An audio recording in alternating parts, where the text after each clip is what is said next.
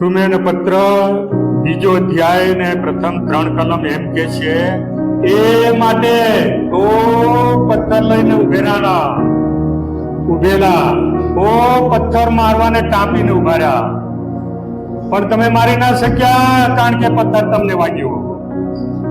કયો પથ્થર? રોમિયોનો પત્ર બીજો અધ્યાય ને પ્રથમ 3 કલમોમાં કે છે કે એ માટે એ બીજાઓનો ન્યાય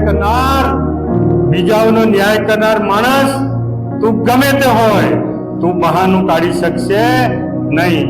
કેમ કે જે બાબત વિશે તું બીજાનો ન્યાય કરે છે તેમાં તું પોતાને અપરાધી ઠરાવે છે.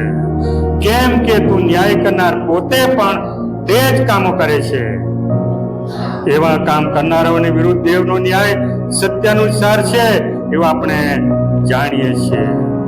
વળી હે માણસ, તું જે એવા કામ કરનારાનો ન્યાય કરે છે અને પોતે તે જ કામો કરે છે, તો શું તું દેવના દંડથી બચીશ એવું તું ધારે છે? તું કઈ રીતે બચીશ?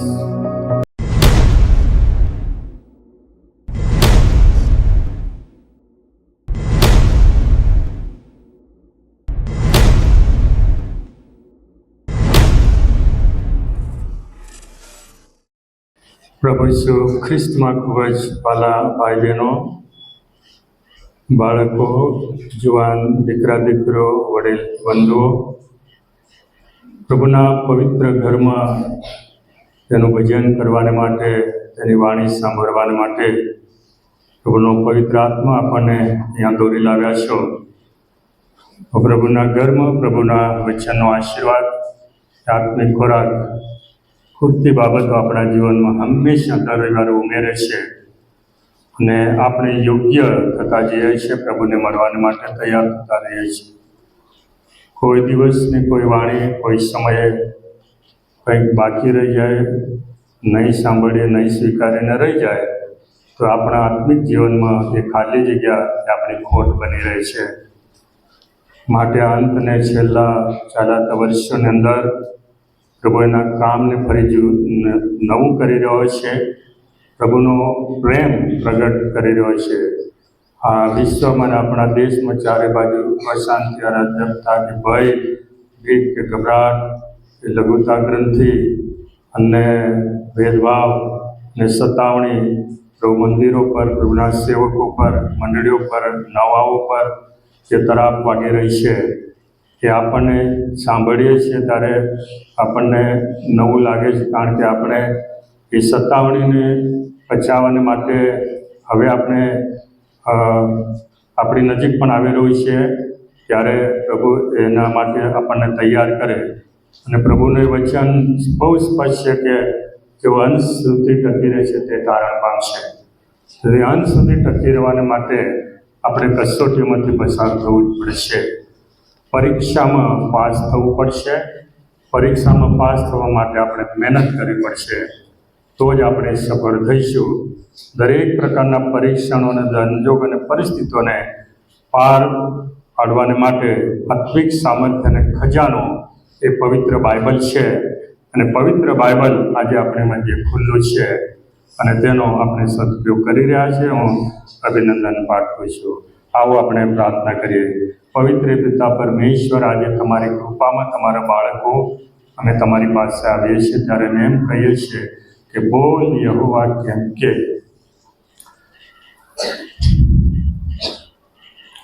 તમારા સેવક સેવિકાઓ અમે બધા સાંભળીએ છીએ.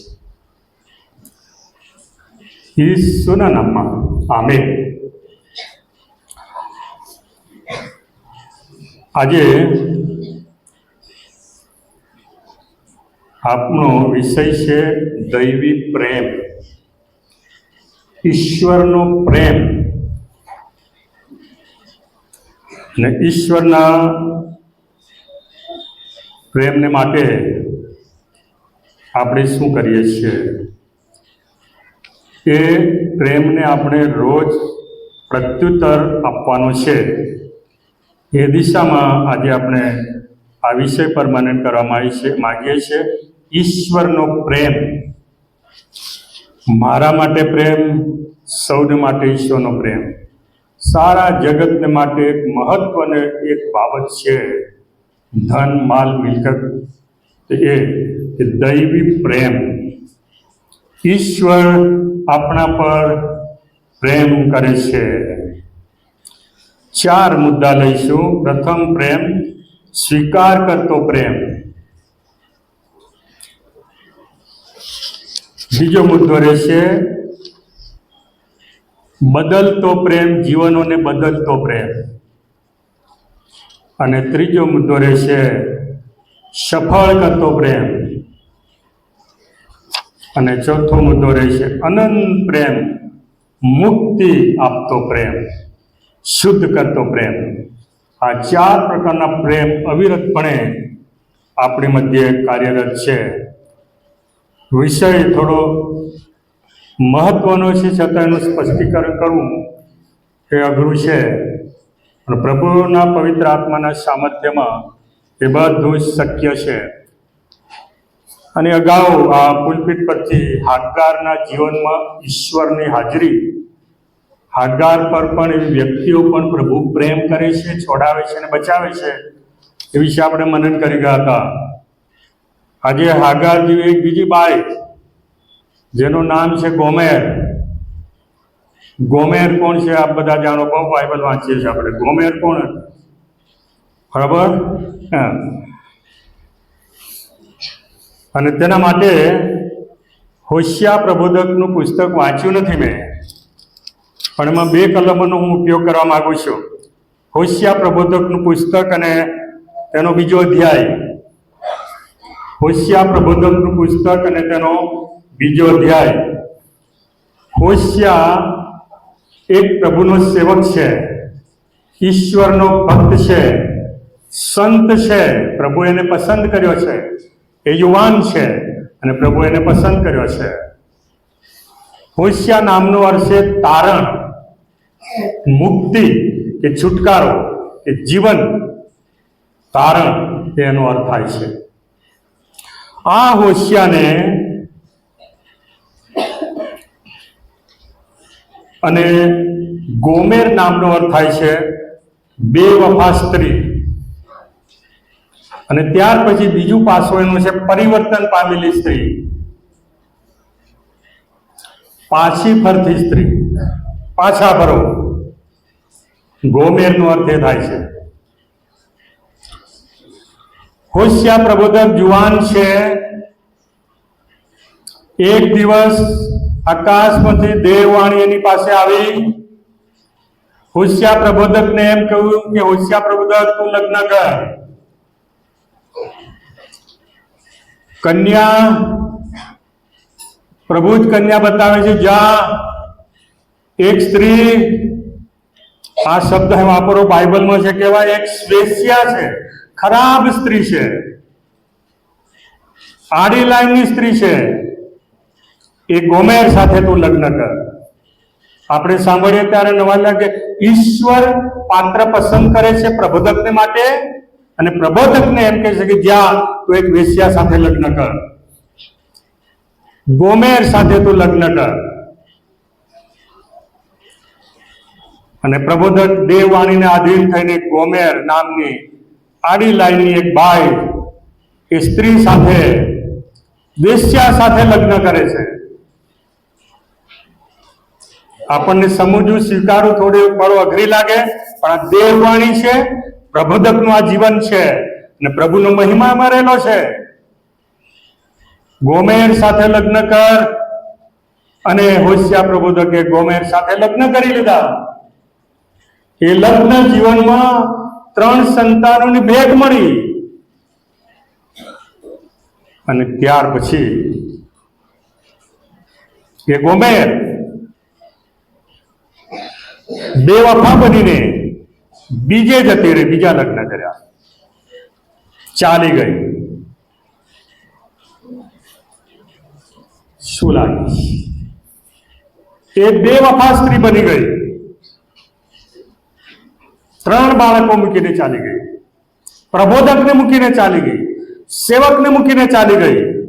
પણ પ્રભુએ પાત્ર બતાવ્યું હતું, પ્રભુએ કહ્યું હતું હવે આ ગોમેર બીજા લગ્ન કરીને વ્યભિચારમાં જીવન જીવે છે.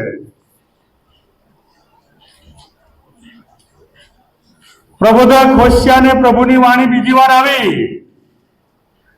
હોશિયા પ્રબોધકનું પુસ્તક અને 3જા અધ્યાયમાં, હોશિયા તું ફરી જા, એ ગોમેરને તું તેડી લાવ, ફરી જા ને લાવ, તો એના પર પ્રેમ કર.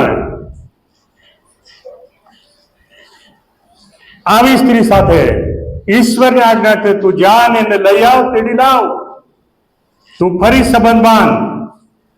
હોશિયા પ્રબોધક ગોમેર જ્યાં હતી બીજા કુટુંબમાં, ત્યાં જઈ અને હોશિયા એમ કહે છે કે ગોમેર, આઈ લવ યુ, હું તને પ્રેમ કરું છું, પહેલા કરતા વધારે પ્રેમ કરું. અને જ્યારે હોશિયા આવી સ્ત્રીને કહે છે કે હું તને પ્રેમ કરું છું, તને લેવા માટે આવ્યો છું, અને લેવા ગયો તારે કહે છે કે હોશિયા 3 અને બીજી કલમ 15 રૂપિયા ને 1.5 હોમેર જવ આપીને તે પોતાને સારું તે ફરી વેચાતી લીધી, કિંમત ચૂકી, ફરી દે જ આપ્યું, પણ એવીને પાછો લઈ આવ. અને હોશિયા લઈ આવે છે. અને જ્યારે હોશિયાએ એ ગોમેરની પાસે ગયો અને કહ્યું, હું તને પ્રેમ કરું છું, તું મારી સાથે ફરી આવ અને કાયમ રહેજે. આટલા શબ્દો સાંભળીને આવી સ્ત્રી, આવું જીવન, આવું ખરાબ વર્તન, આવું કુટુંબ, આવો આત્મા, એ પ્રેમ આગળ ખાલી થઈ ગયો. એ ગોમેર નમ્ર થઈ, એનું કરેલું વર્તન, એનું વફાદારી બનવું, બધું ક્ષમા માંગી, એને આધીન થઈ અને કહ્યું કે હું જિંદગી પર્યંત તમારી સાથે રહ્યો, હું તારા દેવની વાણી સાંભળીશ, તારા મહેમાન માટે હું ઉપયોગી બનીશ. પ્રેમ આગળ વ્યક્તિ પાત્ર પીગળી જાય છે. ખરાબ રસ્તે ગયેલું ખરાબ કુટુંબ, હોશિયા પ્રબોધકના કુટુંબના દાંપત્ય જીવન ની સાક્ષી ખરડાઈ ગઈ. પણ હોશિયા પ્રબોધકે દેવવાણીને માન આપ્યું, પ્રેમ કર્યો, સ્વીકારી, કુટુંબ વ્યવસ્થિત બંધાયું. આટલું કયા પછી હું એમ કહીશ કે હોશિયા પ્રબોધક, જેનું નામ અર્થ તારણ, પ્રભુનો સેવક, પ્રબોધક, ને ગોમેર જે બેવફા સ્ત્રી, પણ જ્યારે આડે રસ્તે ગઈ, પ્રેમનું પારખું કર્યું, પ્રેમે એને પીગળાવી, ત્યારે એનું જીવન બદલાઈ ગયું. ગોમેરનું જીવન બદલાઈ ગયું. અને આ ગોમેર એ તો ઇઝરાયલ પ્રજાના પ્રતીક માટે પ્રભુએ આમ કર્યું. ઇઝરાયલ પ્રજા, મારા લોક, જેઓ મારા નામથી ઓળખાય છે, તેઓ મારાથી વિમુખ થઈ ગયા છે, આડે રસ્તે ચાલ્યા ગયા છે, વ્યભિચાર એટલે મૂર્તિ પૂજામાં ગરકાવ થઈ ગયા છે.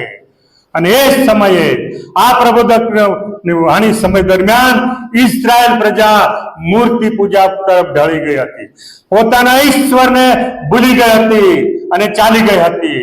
એ અર્થમાં ગોમેર એ પ્રતીક બનાવ્યું કે ખરા ઈશ્વરને, ખરા માલિક મૂકીને મારી પ્રજા વ્યભિચારની ડબે મૂર્તિ પૂજામાં ઈશ્વરને તજી દીધો છે. આ એનો સંદેશો, આ એનું લાગુકરણ, આ એનું પ્રતીક.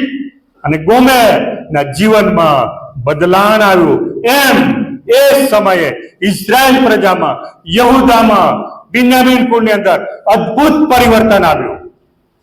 ઈશ્વરનો પ્રેમ નું પારખું તેમણે કર્યું. ઈશ્વર કહે છે કે હું તને કેવી રીતે મૂકી દઉં, એ ઇઝરાયલ પ્રજા, હું તને કેવી રીતે મૂકી દઉં, તું ગમે ત્યાં હોય, ગમે તેવા હોય, હું નવા અને તાજા બનાવીને, શુદ્ધ કરીને મારા લોક, મારી પ્રજા, મારા દીકરા તરીકે, મારી પ્રજા તરીકે પુનઃસ્થાપિત કરી હું બદલીશ. ને એક સમયે ઇઝરાયલ પ્રજા બદલાણ પામી.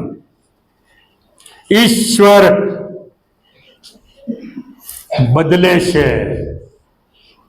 આ ઉદાહરણ દ્વારા હોશિયા એ ઈશ્વરનું તારણનું પ્રતીક અને ગોમેર એ ભટકી ગયેલા, ભૂલેલા, ચાલા ગયેલા લોકોનું પ્રતીક છે.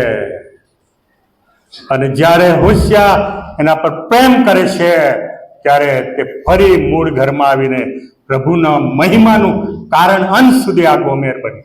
ગોમેરનું બીજું પાછો અર્થ બદલાયેલું જીવન, પરિવર્તન પામેલું, શુદ્ધ થયેલું જીવન.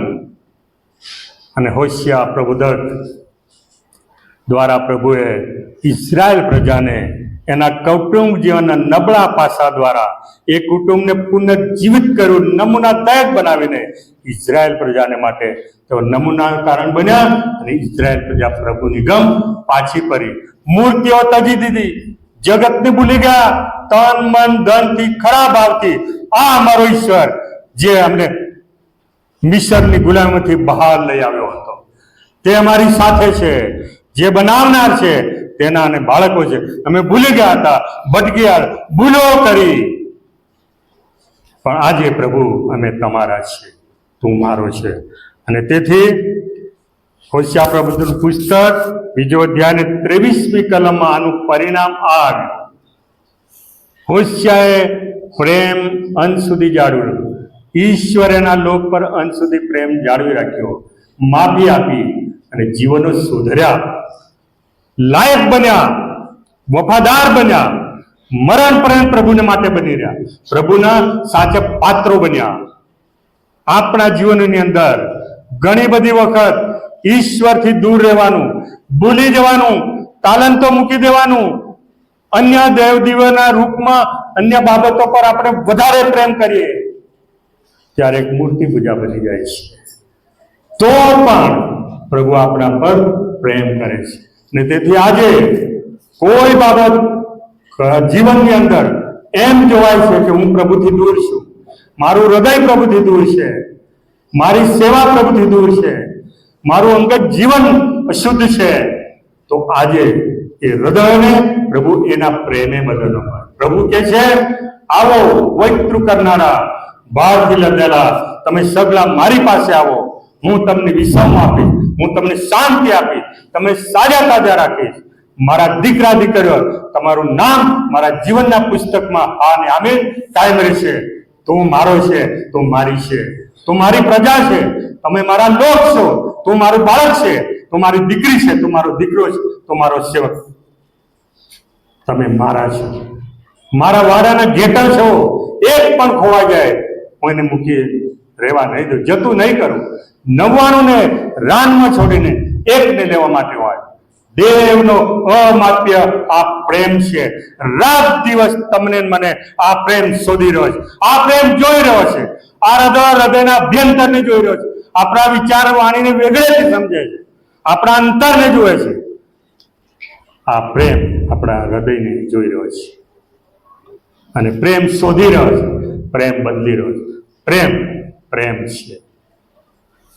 અને તેથી હોશિયા 2 અને 23મી કલમમાં આખું પરિણામ આ પુસ્તકનું હોશિયા અને ગોમેર આ જીવન નમૂના દ્વારા આખી પ્રજામાં એક સાક્ષી ઊભી થઈ. 23મી, હું મારે સારું તેને દેશમાં રોપીશ. આ પ્રભુની વાણી છે.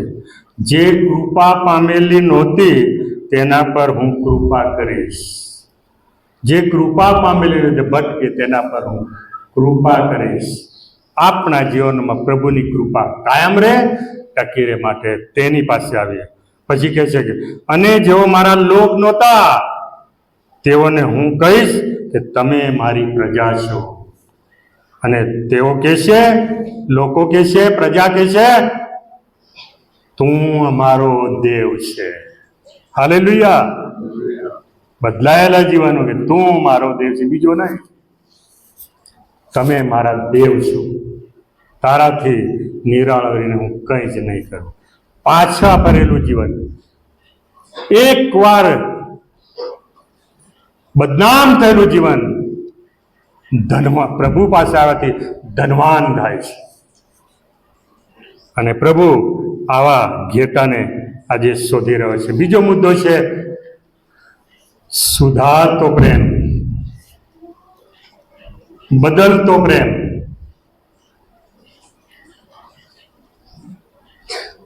બદલાતો પ્રેમ, બદલતો હૃદયોની જીવનોને બદલતો પ્રેમ. એના માટે યોહાનની લખેલી સુવાર્તા અને તેનો 8મા અધ્યાયમાં આપણે જઈએ, યોહાનની લખેલી સુવાર્તા તેનો 8મો અધ્યાય, બીજા મુદ્દામાં જ્યારે આપણે આવીએ છીએ ત્યારે બદલતો પ્રેમ. પહેલો પ્રેમ સ્વીકાર કરતો પ્રેમ, અને બીજો પ્રેમ છે સુધારતો પ્રેમ, જીવનોને બદલતો પ્રેમ. યોહાનની લખેલી સુવાર્તા 8મા અધ્યાયની 1-11 કલમ બહુ પરિચિત એવો શાસ્ત્ર ભાગ છે. પરિચિત છે માટે એનું જે ઊંડાણ છે ને, રોજની દરેક પળો, દરેક દિવસનો સંદેશો છે ને, એના પર બહુ ધ્યાન ચોટતો નથી. મને ખબર છે, મને આવડે છે એમ કહીને આપણે ઠંડુ પાણી ઘણી વખત રેડી દઈએ છીએ. આજના માટે અને દરરોજના માટે એમાં જે આત્મિક માનના ને રોટલી ભર્યા પડેલા છે ને, તે આપણે આરોગવાના છે અને આપણા જીવન વધુ તંદુરસ્ત, સુખી અને પ્રભુના મહિમાને માટે યોગ્ય બને. માટે આ પ્રેમને આપણે ઓળખીએ. પ્રભુ ઈસુ એક દિવસ બોધ કરી રહ્યા હતા અને સઘળા લોકો તેની પાસે આવ્યા અને પ્રભુ ઈસુ બોધ કરી રહ્યા હતા. એવામાં શાસ્ત્રીઓ અને ફરોશીઓ એટલા ધર્મચુસ્ત માણસો, જેવા તેવા નહોતા. એને ફરોશી આપણે થોડીક વાર એમને આપણે ધિક્કારીએ છીએ નહીં. નિયમ શાસ્ત્રને કાનો માત્ર પાળનારો એવો એક ગ્રુપ હતો ફરોશીઓનો. જરાય ચલાવે નહીં, ચલાવવા દે નહીં, એવું ગ્રુપ ફરોશીઓનો હતો. અને શાસ્ત્રીઓ એટલે ધર્મશાસ્ત્ર, નિયમશાસ્ત્રના શિક્ષકો હતા, પ્રોફેસરો હતા, આખું નિયમશાસ્ત્ર જાણતા હતા અને એનું શિક્ષણ આપતા. એવા શાસ્ત્રીઓ અને ફરોશીઓ વ્યભિચારમાં પકડાયેલી એક સ્ત્રીને લાવે છે. આ સ્ત્રીનું નામ નથી આપ્યું. કેમ? કારણ કે એક જ નામ, એક જીવન સ્પેસિફિક બની જાય એના માટે જ, એવું નહીં. વ્યભિચારમાં પકડાયેલી એક સ્ત્રીને લાવે છે અને વચમાં ઊભી રાખીને કહે છે કે ગુરુજી, આ સ્ત્રી વ્યભિચાર કરતા જે પકડાય છે, હવે મૂસાએ નિયમશાસ્ત્ર આપણને આજ્ઞા આપી છે કે એવીઓને પથ્થરે મારવી. આવું કૃત્ય કરતા પકડાય તો પથ્થરે મારવી. તો તું તેને વિશે શું કહે છે? જૂના કરારનો ગોમેરનું ઉદાહરણ લઈને, મૂસાના નિયમને લઈને પ્રભુ ઈસુને ફસાવવા માટે, દોષ મૂકવાને માટે પરીક્ષણ કરતા તેઓ કહ્યું કે તું શું કહેવા માંગે? મૂસાએ તો કહ્યું છે કે આવીને નિયમશાસ્ત્ર તો કહે છે કે એવી સ્ત્રીઓને પથ્થરે મારીને મારી નાખવી અને સમાજમાંથી એ દૂષણ દૂર કરવું. તો ઈસુ, તમે આ સ્ત્રી રંગે હાથ પકડેલી છે, તમારું શું કેવું છે? ઈસુએ શું કહ્યું? ઈસુએ નીચે વળીને ભોંય પર આંગળીએ લખ્યું. શું લખ્યું હશે?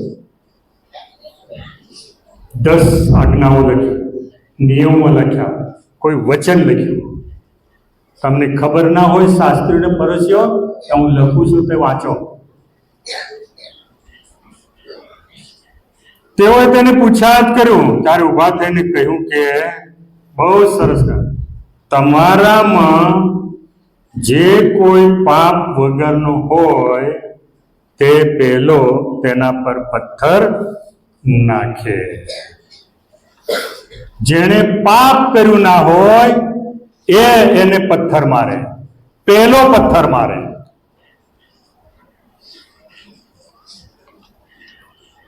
અને પોતાની જાત તરફ પેલું વાંચ્યું અને પોતાના તરફ જોયું.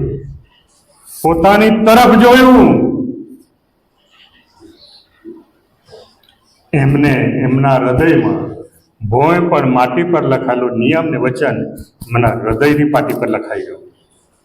એમણે પોતે વાંચ્યું તો એમને પોતે જવાબ મળ્યો કે હું પથ્થર મારવાને યોગ્ય નથી.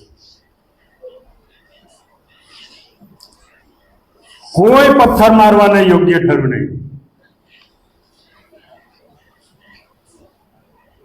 જગત અને દુનિયા દોષિત ઠરાવે છે.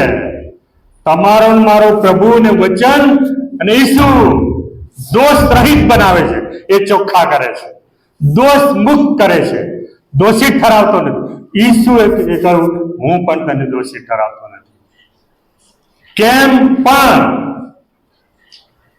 દીકરી જા, હવેથી પાપ ના કરતી. હાલેલુયા.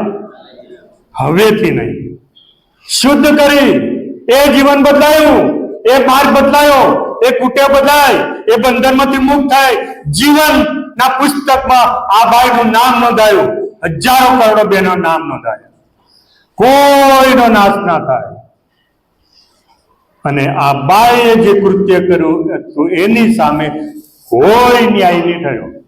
પથ્થર મારવાને કોઈ યોગ્ય. એક પછી એક બધા ચાલ્યા ગયા.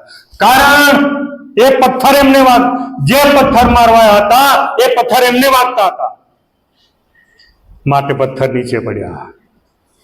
કોઈના પર ના પડ્યો. ઘણા બધા એવા પથ્થર આપણા જીવનમાં છે.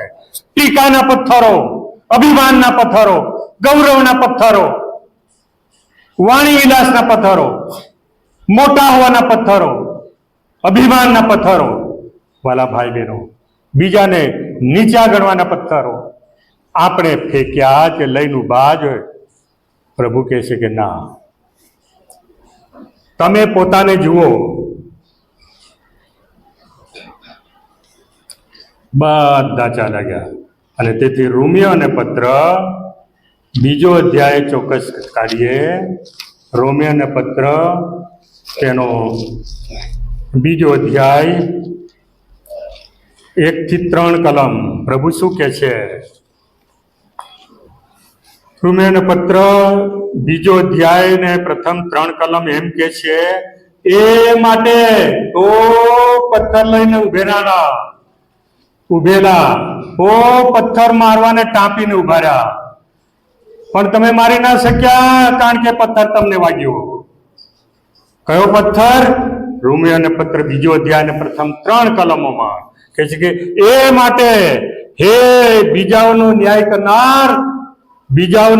કરનાર માણસ, તું ગમે તે હોય, તું બહાનું કાઢી શકશે નહીં. કેમ કે જે બાબત વિશે તું બીજાનો ન્યાય કરે છે તેમાં તું પોતાને અપરાધી ઠરાવે છે. કેમ કે તું ન્યાય કરનાર પોતે પણ તે જ કામો કરે છે. એવા કામ કરનારાઓની વિરુદ્ધ દેવનો ન્યાય સત્યાનુસાર છે એવું આપણે જાણીએ છીએ. વળી હે માણસ, તું જે એવા કામ કરનારાનો ન્યાય કરે છે અને પોતે તે જ કામો કરે છે, તો શું તું દેવના દંડથી બચીશ એવું તું ધારે છે? તું કઈ રીતે બચીશ? પોતાને જુઓ, પોતાની જાત તરફ જુઓ, પોતાના પરિવારને જુઓ, પોતાને જુઓ એકવાર, ને પછી આપણે ન્યાય કરીએ. પ્રભુ તો અહીંયા ઠપકો આપે છે. આ પથ્થર મારનાર શાસ્ત્રીને ફરોશીઓને માટેનો આ જવાબ રહ્યો. અને ત્યાર પછી આપણે જોઈએ, પહેલો પથ્થર કોણ મારે? પહેલો પથ્થર કોણ મારે? વાત એમ જ પ્રભુ વિશે શરત આમાં જોઈએ ઝીણવટ. જેણે પાપ ના કર્યું એ પહેલો પથ્થર મારે, પછી બીજો ત્રીજો બધા મારે, પણ પહેલો પથ્થર કોણ મારે? અને એના માટે એક કલમ આપણે જોઈશું. પુનર્નિયમનું પુસ્તક 17મો અધ્યાય. પુનર્નિયમનું પુસ્તક અને તેનો 17મો અધ્યાય આપણે શોધીએ. પુનર્નિયમનું પુસ્તક 17મો અધ્યાય અને તેની 7મી કલમ. તેને મારી નાખવા સારું સાક્ષીનો હાથ તેના પર પહેલો પડે. આ જૂના કરારનો નિયમ હતો, સાક્ષીનો હાથ પહેલો પડે. એટલે આ કલમને અનુસંધાનમાં પ્રભુ ઈસુએ એમને જવાબ આપ્યો કે પહેલો પથ્થર કોણ મારે? પણ કોઈ નીકળ્યો નહીં, કોઈ મારી શક્યો નહીં. અને ત્યાર પછી વાલા ભાઈ બહેનો, કેમ? કારણ કે માથીની સુવાર્તા 7મો અધ્યાય ને પ્રથમ 5 કલમો આવે છે. કોણ પથ્થર મારે? કોણ બીજાને દોષિત ઠરાવે, કોણ બીજાનો ન્યાય કરે અને પોતે ઉચારે? પોતાને જોવાનું, ઈસુની આગળ નમ્ર કરવાનું, ઈસુની આગળ આપણે ન્યાય ઠરવાનું. માટે માથી 7 ને પ્રથમ 5 કલમ, તમે કોઈને દોષિત ના ઠરાવો, એ માટે કે તમને કોઈ દોષિત ના ઠરાવે. કેમ કે જેમ તમે બીજાને દોષિત ઠરાવશો તેમ તેઓ તમને પણ દોષિત ઠરાવશે. બરાબર? અને જે માપથી તમે માપી આપો છો તેથી તમને માપી અપાશે. અને તું તારી આંખમાંનું બારોટિયો ધ્યાનમાં ના લાવતા તારા ભાઈની આંખમાંનું નાનું તણખલું શા માટે જુએ છે? અથવા તું તારા ભાઈને કેમ કહે છે કે તારી આંખમાંથી તણખલું મને કાઢવા દે, પણ જો તારી પોતાની જ આંખમાં તો આખો બારોટિયો છે. પ્રભુ ઈસુ કહે છે, ઓ ઢોંગી, પહેલા તું પોતાની જ આંખમાંથી બારોટિયો કાઢ અને ત્યાર પછી તારા ભાઈની આંખમાંથી તણખલું કાઢવાને અને સારી પેઠે સૂઝશે. ઈશ્વર ઈસુ અહીંયા પોતાનો સુધારો કરતો, જીવન બદલતો પ્રેમ છે. અને બાય જીવન પરિવર્તન થયું. કોણે બદલ્યું? દૈવી પ્રેમે, પ્રેમના વચનો, પ્રભુના વચનો એનું જીવન બદલ્યું, રસ્તો બદલ્યો, જીવન બદલ્યું. અને એ પ્રભુના મહિમાનું કારણ બની, એ પ્રભુને માટે ઉપયોગી બને. અને આજકાલ આ દુનિયા પર દેવની નજર, દેવની આંખો આમ તેમ જુએ છે ને શોધે છે કે મારે માટે આ છીંડામાં કોણ ઉભો રહે. ઈશ્વર માટે ઉપયોગી પાત્ર થવા માટે ઈશ્વરની નજર તમારા મારા પર પડતી રહે છે, જુએ છે. આ બાઇબલ વાંચે, આ મનન કરે છે, આ સાક્ષી આપે, સુવાર્તા પ્રગટ, સહન કરે છે, મારું સાંભળે છે, મારી પાછળ ચાલે છે. એવા જીવનો પ્રભુ બનાવેલો છે. ઉપયોગી પાત્ર. આ બાઈ પ્રભુને માટે ઉપયોગી પાત્ર બની. આ બાઈઓ ઉપયોગી પ્રભુને માટે ઉપયોગી બન્યા. આપણા ઘરમાં ઘણા બધા વાસણ પાત્ર હોય, પણ એમાં દરેક પાત્રનો જુદી જુદી રીતે ઉપયોગ થાય. પણ પ્રભુ કહે છે કે હું ઉપયોગી પાત્ર બનાવવા માંગુ છું. સર્વશ્રેષ્ઠ પાત્ર તરીકે પ્રભુ ઘડવા માંગે છે, પણ એની પાસે આવવાનું. કારણ કે પ્રભુનો પ્રેમ એ હૃદય પરિવર્તન કરતો પ્રેમ છે. હું દોષિત ઠરાવતો નથી, પણ દોષ મુક્ત કરે છે. આપણો પ્રભુ કોઈ પણ જગ્યાએ કોઈને પણ ગમે તેવા હોય, ગમે ત્યાં હોય, દોષિત નથી ઠરાવતા, પણ પ્રભુ દોષ મુક્ત બનાવે છે, દોષ મુક્ત બનાવે છે. એવો તમારો મારો પ્રભુ છે. આત્મા બચાવતો પ્રેમ, જીવન બદલતો પ્રેમ. આ બાઈ પ્રભુને માટે ઉપયોગી પાત્ર છે. ત્રીજો મુદ્દો છે સફળ કરતો પ્રેમ, નિભાવ કરતો પ્રેમ, સફળ કરતો પ્રેમ.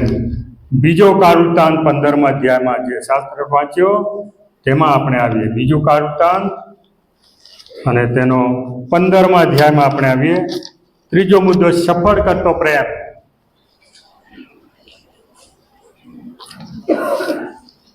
આશા નામનો એક રાજા છે, બહુ સારું કામ કર્યું, બહુ સારી આગેવાની આપી, પ્રભુના લોકોને, પ્રભુના બાળકોને, કુટુંબોને, પ્રજાને સીધે માર્ગે દોર્યા, પ્રભુના માર્ગમાં દોર્યા. એ આશા રાજાએ કેમ અને કેવી રીતે એ આશા રાજાને પ્રજાને સફળ બનાવવા માટે એવું હૃદય આપ્યું અને એ સફળ થયો. એનું કારણ આપણે વાંચ્યું. પ્રભુનો આત્મા, દેવનો આત્મા એક જુવાન પર આવ્યો અને જુવાન આશાને મળવા ગયો ને આશાને કહ્યું, બહુ સારો સંદેશો આપ્યો કે મારું સાંભળો, જ્યાં સુધી, બીજું કાળવૃતાંત 15:2, જ્યાં સુધી તમે યહોવાના પક્ષમાં રહેશો ત્યાં સુધી તે તમારી સાથે રહેશે. આપણી જાત તપાસ કરતા, હું કોના પક્ષમાં છું, હું કોનો હિમાયતી છું, હું કોને વધારે ધ્યાન આપું છું, મારા ઘરને, મારા કામને, મારી જવાબદારી, મારા હોદ્દાને હું કોને મોટો ગણું છું? કે છે મારા પક્ષમાં રહેશો. પ્રભુનો પક્ષ એટલે પ્રભુની આધીનતા, પ્રભુનું ચરણ, પ્રભુનું વચન, પ્રભુનો રસ્તો, ત્યાં જ તે તમારી સાથે રહેશે. જો આપણે આવડે માર્ગે જઈએ તો આપણને ભૂલી જશે. પછી કહે છે જો તમે મને શોધશો તો હું પાછો મળીશ, પણ જો તમે તજી જ દેશો તો હું પણ તમને તજી દઈશ. માટે સંકટના સમયે પસ્તાવો કરીને યહોવાની તેઓએ શોધ કરી ત્યારે તે મળ્યો. કેટલું સરસ! સંકટના સમયે ઈશ્વરની પાસે આવ્યા, પ્રભુ એમને મળ્યા અને કહે છે તેમના જીવનોને સફળ કર્યા. આશાના શાસનકાળ દરમિયાન આપણે જોઈએ છે 9 થી 15 કલમોની અંદર, ખાસ કરીને 9મી કલમ ને 15મી કલમ એમ કહે છે તેણે આખા યહૂદિયા તથા બિન્યામીન તેમજ તેઓના એફ્રાઈમ, મનાસા અને મિસ્યોનમાંથી આવી વસેલાઓને એકઠા કર્યા, લોકોને એકઠા કર્યા. જ્યારે તેઓએ જોયું કે યહોવા આશાની સાથે છે, દેવ તેની સાથે છે, ત્યારે બધા જ પ્રભુની ગમ પાછા ફર્યા. એક સફળ આગેવાની, સફળ કરતો પ્રેમ આખી પ્રજાને પ્રભુના માર્ગમાં લઈ આવી. અને 15મી કલમ કે તે સોગંદથી યહૂદીના સર્વ લોકો હરખાયા, કેમ કે તેઓએ પોતાના ખરા અંતઃકરણથી સોગંદ ખાધા ને પોતાની સંપૂર્ણ ઈચ્છાથી યહોવાને શોધ્યો. યહોવાને શોધવો એટલે વાંચવું અને મનન કરવું, અને જે મળે ને જે કહે તે કરવું. એ ઈશ્વરને શોધ્યા અને મળ્યા કહેવાય. અંતઃકરણ પોતાની સંપૂર્ણ યથા યહોવાને શોધ્યો, તે તેઓને મળ્યો. ઈશ્વર મળ્યા, પ્રભુના દર્શન થયા, પ્રભુની વાણી સાંભળી, પ્રભુનું મુખ નિહાળ્યું, જીવતા દેવના દર્શન તેઓને થયા અને તેણે તેઓને ચારે તરફ શાંતિ આપી. ચારે તરફ બધી બાબતોની અંદર શાંતિ આપી. આ ઈશ્વરનો સફળ કરતો સંપૂર્ણ પ્રેમ છે. પરિણામ એ 15મી કલમ કે ચારે તરફ પ્રભુએ શાંતિ મળીને શાંતિ આપી. અને અગત્યનું બાબત, શાંતિ પ્રાપ્ત કરી. શાંતિના સ્થળે તેઓ પહોંચ્યા. શાંતિ માટે જે કરવું જોઈતું તે કર્યું, માટે શાંતિ મળી. કારણ મફત છે પણ હલકું નથી. એ હલકું નથી કે ફેંકી દે કે એક જેમ તે મળી.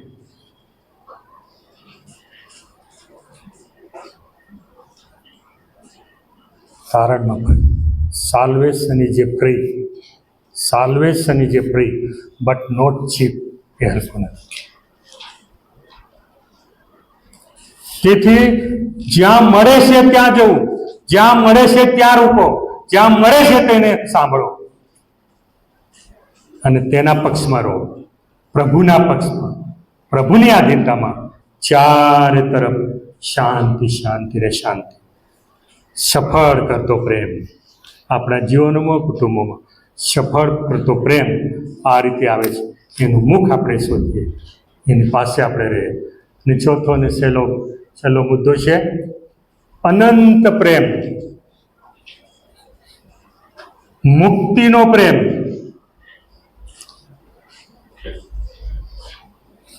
ઈશ્વરનું નામ, અનેક નામોનું એક નામ પ્રીતિ, પ્રેમ એનું નામ છે. દેવ પ્રીતિ છે, દેવ પ્રેમ છે.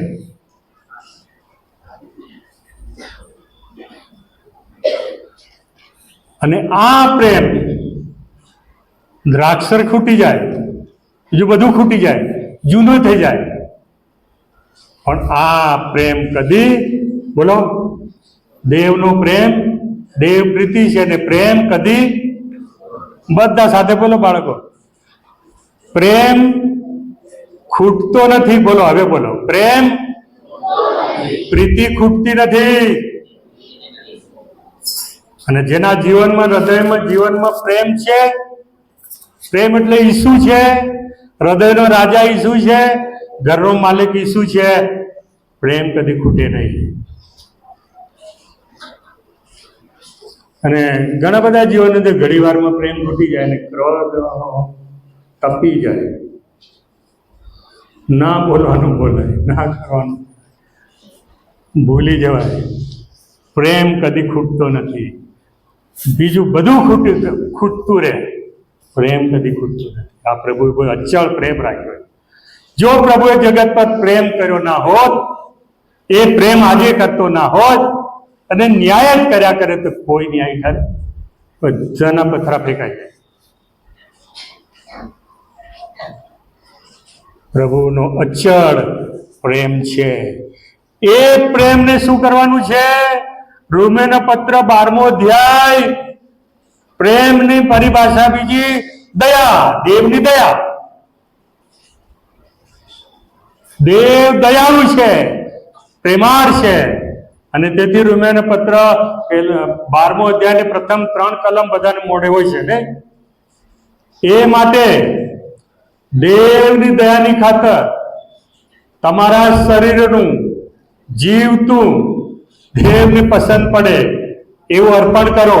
એ તમારી બુદ્ધિપૂર્વક સેવા છે, બરાબર?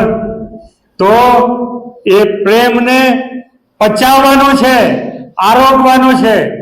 યિર્મયાહ પ્રબોધકની પાસે વચન આવ્યું અને કહે છે કે પ્રભુનું વચન મારી પાસે આવ્યું અને મેં એને ખાધું. એ ઈશ્વરના વચનો મેં ખાધા. ખાવાનો મતલબ એ થાય છે કે અંદર જઈને પચે, પછી એનામાંથી શક્તિ, લોહી બને, શક્તિ આવે, ચાલી અને કામ કરીએ. પચ્યા વગર નહીં કામ લાગે, ના પચે તો નકામું જાય, બરાબર? પચાવ્યા, ખાધા ને પચાવ્યા. ઈશ્વરના વચનો વાંચ્યા અને એ પ્રમાણે કર્યું, એ પ્રમાણે ચાલ્યા, એ પ્રમાણે જીવ્યા, એ પ્રમાણે સેવા કરી, દેવની દયાની ખાતર. અને તેથી અનંત પ્રેમ, નદી ઝરણું પ્રેમ વહ્યાત કરે, વહ્યાત કરે. પ્રેમ કદી ખૂટતો નથી. રોમીયોને પત્ર 5મો અધ્યાયને 7 ને 8 કલમ વાંચી હતી અને આપણે ફરી વાંચીએ. રોમીયોને પત્ર અને તેનો 5મો અધ્યાય, રોમીયોને પત્ર 5મો અધ્યાય,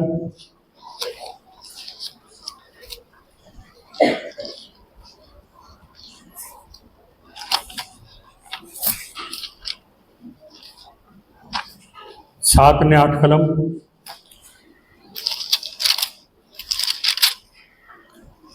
હવે ન્યાયી માણસને સારું ભાગ્ય જ કોઈ મળે. સારા માણસ ફસાયો હોય તો હું કે તમે જઈને કૂદી પડીએ, ના મને મારો પડે ના મારો, એનો દોષ મને આપી દો. કોઈ કુટુંબમાં કોઈ ભાઈ માટે, સગા સંબંધી માટે આવી રીતે કોઈ કૂદી પડે? અહીંયા એમ કે છે કે ન્યાયી માણસને સારું ભાગ્ય જ કોઈ મળે. ન્યાયી માણસને માટે ભાગ્ય જ કોઈ મળે. સારા માણસને સારું તો કોઈ કદાચ મરવાને સાથી ચલાવે. થાય, અનુભવ કરવો છે? કોઈનું નામ લો, કોઈ કુટુંબનું નામ લો, કોઈ પડોશીનું નામ લો, કોઈ સગાનું નામ લો, દેશ લેવલે બીજી જગ્યાએ એવા માણસને શોધી કાઢો.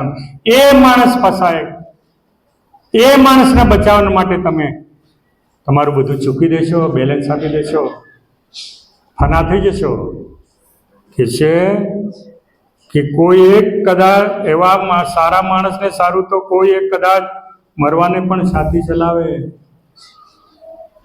અહીંયા કહે છે કે સારા ભાગ્યે જ કોઈ મરે.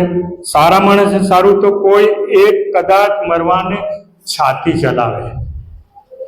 શું છાતી ચલાવે? એક્સિડન્ટ થયો હોય ને તો લોકો ધીમે ધીમે ધીમે ખસી જાય. એનું કારણ છે ખબર? સાક્ષી થવું પડે, હાજર રહેવું પડે. અને પોલીસને તો કોઈક મળી ગયો એટલે એને જ માથે બધું મૂકી દે. જ્યાં સુધી ના પતે ત્યાં જવું પડે. માટે બધા ખસી જ જાય. સાક્ષી થવા માંગતા જ નથી કોઈ, ટળી જ જાય. મોટે ભાગે આવું બને. અને કે છે છાતી ચલાવે. પણ 8મી કલમ, બધા અંદર જુઓ, 8મી કલમમાં નજર નાખો. બાળકો મોટા થયા તો નજર ઓટોમેટિક પડશે. હમણાં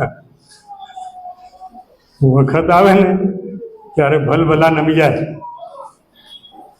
હાર્યા વડે, માર્યા વડે, થાક્યા વડે, બરાબર. એટલે પ્રભુ ઘણી વખત દુઃખો આપે છે ને, એ દુઃખો તો એના મહેમાન માટે એકંદરે હિતકારક આપણને બનાવવા માટે મોકલે છે. પ્રભુ ક્રોધી નથી કે આપણને દુઃખમાં ના આવે, પણ બદલવાને સારું ભાન કરવા માટે સંજોગો પ્રભુ લઈ આવે. કે છે કે 8મી કલમ બરાબર જુઓ, અંદર ધારીને છે. પણ આપણે જ્યારે પાપી હતા, સારા નહોતા, ન્યાયી નહોતા, પણ પાપી હતા, ત્યારે ખ્રિસ્ત ઈસુ આપણે સારું મરણ પામ્યો.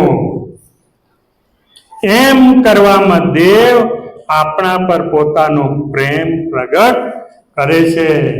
હાલેલુયા! મનન કરજો ઘરે. હું મારા માટે ઈસુ વધસ્તંભ પર, મારા માટે 39 ફટકાના કોરડા, મારા માટે આ સોટી, મારા માટે આ કાંટા, મારા માટે પ્રભુને થૂક્યા, મારા માટે આ સહન કર્યું, મારા માટે. હું પાપી હતો, આપણે પાપી હતા, ત્યારે ખ્રિસ્ત આપણે સારું મરણ પામ્યો. હમણાં એક સમાચાર હું જોતો હતો, જાપા વિસ્તારની અંદર સતાવણી ભયંકર જોયું. છત્તીસગઢમાં સતાવણી બહુ જોરદાર ચાલ્યું. એમાં તો સુપ્રીમ હાઈકોર્ટે એવો ચુકાદો આપ્યો કે આ ગામમાં કે આ વિસ્તારમાં પાદરીએ પ્રગ નહીં મૂકો. ગ્રામ પંચાયત જે બોર્ડ મારે એ યથા, કે અહીંયા કોઈ આવવું નહીં પ્રચાર માટે. ને કોર્ટે પણ એને માન્ય રાખી છે. છત્તીસગઢની અંદર જાગવામાં પણ. એટલે આ પ્રકારની જે સતાવણી છે ને, એમાં એક માણસ ઘણું બધું બોલ્યો અને એમ કહ્યું, ખ્રિસ્તીઓ અંત અને છેલ્લા દિવસોની એક નિશાની છે કે મોટો બાદશાહ થઈ ગયો, બોલે એવું નહીં. એ તો પેલો વધસ્તંભની પ્રભુની વાણી એને મળે, હે બાપ એને તું માફ કર, કારણ કે જાણતો ને સમજતો ને. શું જાણે? ખાખરાની ખિસકોલી જેવું શું જ્ઞાન હોય? સાકરનો સ્વાદ, અહીંયા સ્વાદ જે મીઠી પ્રીતિ શું ચાખે? એમને ક્યાંથી સાકરનો સ્વાદ ખબર હોય? ઈસુની મીઠાશ એમને ક્યાં ખબર હોય? વાંચે તો ને સાંભળે તો ને. આપણે તો મીઠી પ્રીત મેં ચાખી છે. ખાધી ને પ્રીત ચાખી કે બીજું ચાખ્યું? કે શું ચાખ્યું?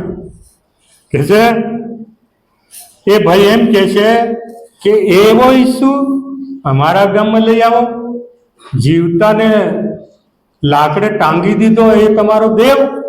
આવો ધિક્કાર વચન બોલ્યો.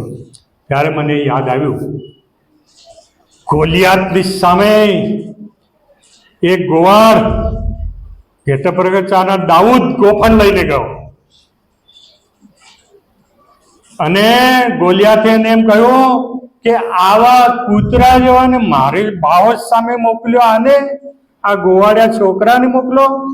મને શરમ લાગે, કોઈ હારો બહાદુર મોકલો ને.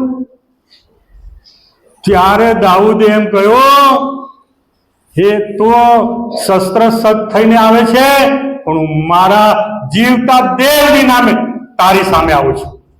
ઈશ્વરને નામે, જીવતા દેવને નામે તારી સામે હું આવું છું. અને બીજું કહ્યું કે હે બાપ, જીવતા દેવની આને મસ્કરી કરી છે અને સુવાળા પથ્થરથી એનું માથું ની કપાળ ફૂટી ગયું. સુવાળા પથ્થરથી. દીવતા દેવની મસ્કરી કરાય નહીં, હલકા ગણાય નહીં. હું તો એમ કહું, એવું બોલનાર ભાઈને પ્રભુ માફ કરશે અને શાઉલ એ પાઉલ બનશે. એવાઓને માટે આપણે ઘરમાં બેઠા જ્યારે પ્રાર્થના કર્યા તો 2-4 શબ્દો બોલી દે એ નહીં, એટલું નહીં થાય. એટલું અત્યારે એમને નહીં વાગે. ઉપવાસ સહિત રાત દિવસ ઘૂંટણો નમાવો, પ્રાર્થનાઓ કરો, ભેગા થાઓ, ઉપવાસો કરો અને આ દેશને બચાવવા માટે, આ પરિસ્થિતિ બહાર લાવવા માટે નીકળી પડો. બેસી જાઓ, બધું છોડી દો,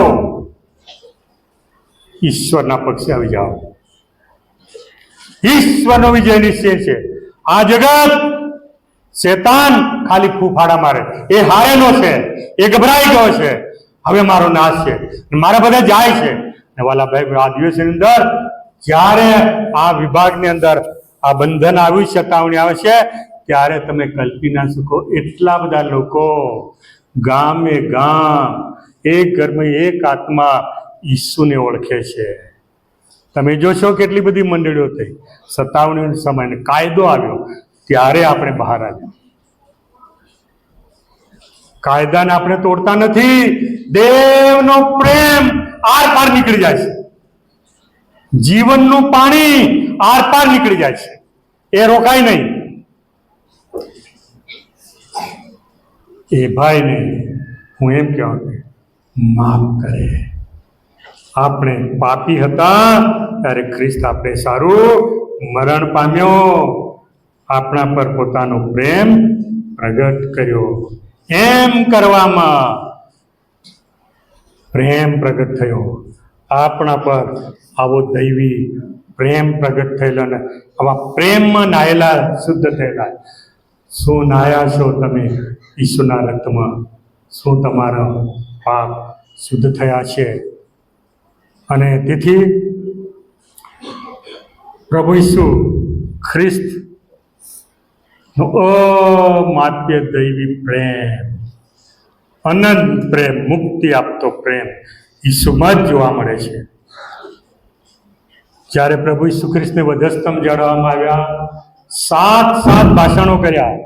યાદ રાખો, હાથમાં ને પગમાં ખીલા, ભૂખ્યા ને તરસ્યા, માખ્યો બણબણે એવી પરિસ્થિતિમાં આગલી રાતના ભૂખ્યા તરસ્યા, ઘસડાતા, મારતા, ઝૂડતા, ખીલા માર્યા અને વધસ્તંભ પર લટકાવી દીધા. આવી સ્થિતિની અંદર 7 શબ્દ બોલવાને કોઈ લાયક ખરો? શક્તિ ખરી? કોઈ ઓપરેશન થતું હોય, બીમાર થયા હોય ત્યારે આપણા અવાજ તો ખાલી કણસવાના હોય છે. પ્રભુ ઈસુ આ સ્થિતિની અંદર વધસ્તંભ પર 7 વાણીનો અર્થ છે 7 ભાષણ કર્યા, 7 સંદેશા આપ્યા. એક વાણીની અંદર એટલા બધા મર્વના સંદેશા, 7 ભાષણો કર્યા. અલે ટાંગી દો, ખીલા મારો, મારો, ગમે તે કરો. હું વધસ્તંભ પર ને આખા જગત કે છે તમે મને વધસ્તંભ પર ઊંચો કરશો તો વધસ્તંભ પર ઊંચો રહીને આખા જગતને હું મારી તરફ ખેંચીશ. અને ખેંચાયા. દુનિયાના 195 દેશમાંથી કેટલા બધા દેશો આજે પ્રભુ ઈસુમાં છે. શા માટે? દેવનો પ્રેમ. લોકોનો પ્રેમ જોઈએ છે અને પ્રેમની પાસે લોકો આવે છે. બહારથી તમે ને દેખાવા દો તો અંતર જુરે છે અને અંતર પ્રભુના પ્રેમે એ સંતોષ પામે છે. ઈસુ દેવ પ્રેમ છે. ગેત્સેમાને વાડીમાં કષ્ટો સહન કર્યા, એક કડવો પ્યાલો ઘૂંટડો પી ગયા. મિત્ર શિષ્ય એને પકડાવી દે છે, સાથે જમાડે છે ને કોળીઓમાં મૂકે છે. એ પકડાવાનો છે યહૂદા ઇસ્કરિયોત, એના મોંમાં છેલ્લો કોળીઓ મૂકે, ખવડાવે. આ છે પ્રેમ. અને આપણને જો કોઈ કંઈક બોલી ગયા તો આવવા દે વખત જોઈ લઈશ. ના, આ દૈવી પ્રેમ છે. યહૂદા પર અંત સુધી પ્રેમ રાખ્યો, સૌના પર પ્રેમ રાખ્યો, મારનારા પર પ્રેમ રાખ્યો, બહુ બધા પર પ્રેમ રાખ્યો. અને આ પ્રેમનું ઝરણું આજે વેતું વેતું વેતું વેતું આગળ વધી રહ્યું છે. એક વખત આ એક બનેલું ને અર્થ સ્પષ્ટ કરવા માટે એક દાખલાનું ઉદાહરણ તમે સાંભળ્યું પણ હશે. હા, એક વખત સ્વર્ગની ચાવીઓ કૂચીઓ કોના હાથમાં છે ખબર?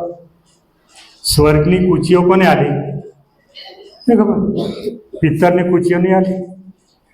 પિત્તરનો વાલો શિષ્ય એને 3 વાર નકાર્યો, 3 વાર એને તાજો કર્યો પાછો. તો મારા પર પ્રેમ રાખી ગયો.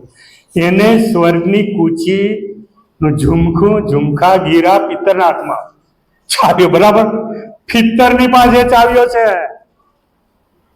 અને આ ખડક કેફા પથ્થર તારા વિશ્વાસ પર હું મારી મંડળી બાંધીશ અને સ્વર્ગની કૂચીઓ તને આપીશ.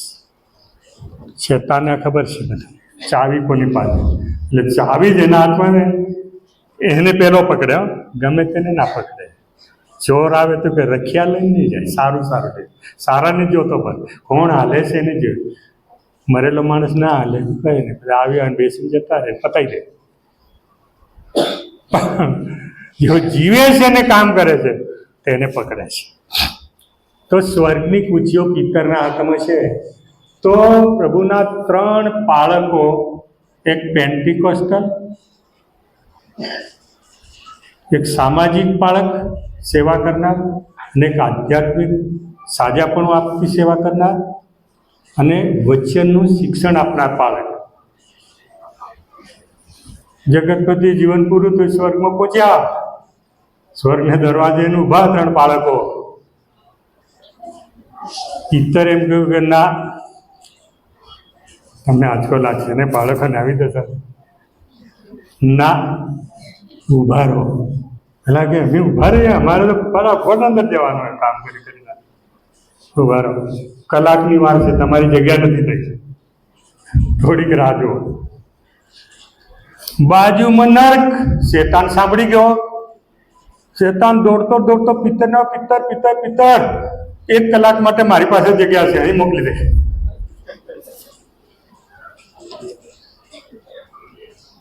પિત્તરે કહ્યું સારું, તમે જશો? તો હા જઈશું. કે એમને એમ ના કે અમે નથી ખપતા એવું નહીં વિચાર, જઈએ. શેતાન લઈ ગયો નર્કમાં. 1/2 કલાક થયો ને શેતાન દોડતો આપતો પિત્તર શું થયું? ત્યાં નહીં ખપ્યા? ના એમ નહીં, પાછા લઈ લે, બોલાવ જલ્દી બોલા, મારી નરક ખાલી થવા કરે. શું થયું? પેલો ઉપદેશ કરનાર તો માંદાઓને ત્યાં નરકમાં સાજા કરે.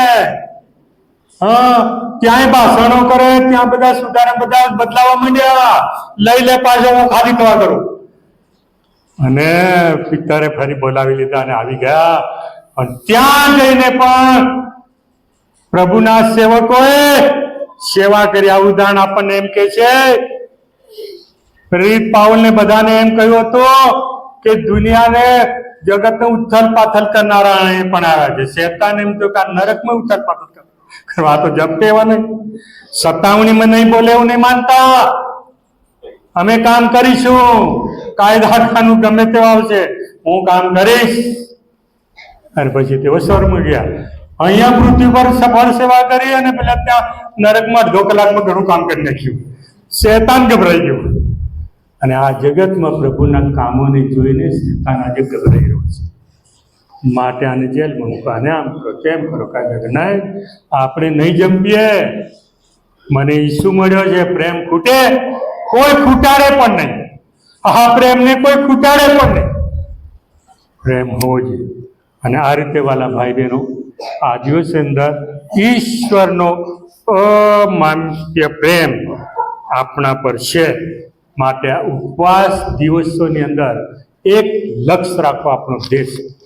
એક વિનંતી રાખવાના સંતો, ભક્તોને, સેવકોને, આપણી મંડળીઓ આ સતાવણીની કાળી ભઠ્ઠીમાંથી બહાર આવે અને નરકના દરવાજાઓને પણ ખટખટાવે, નરકના પાયાઓને ખખડાવી નાખે, એને ગભરાવી મૂકે. પણ અમે કામ નહીં છોડ્યું, અમે દામ નહીં છોડ્યું, અમે સેવા નહીં છોડી, અમે સાક્ષી નહીં છોડી, અમે ભજન નહીં છોડી, સ્તુતિ નહીં છોડી, વચનને નહીં છોડી, અંત સુધી અમે ટકી રહ્યા છીએ.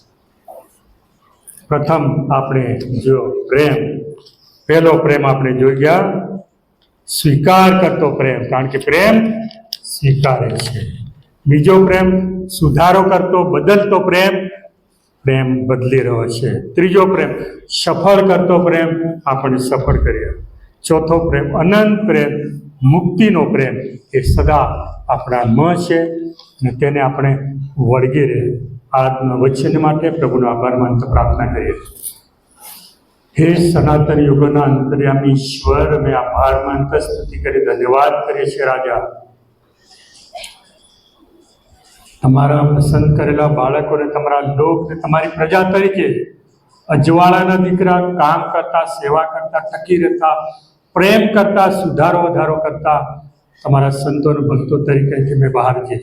પ્રથમ અમારા હૃદયનો અમારો પ્રેમ, પ્રભુનો પ્રેમ કદી ખૂટે નહીં.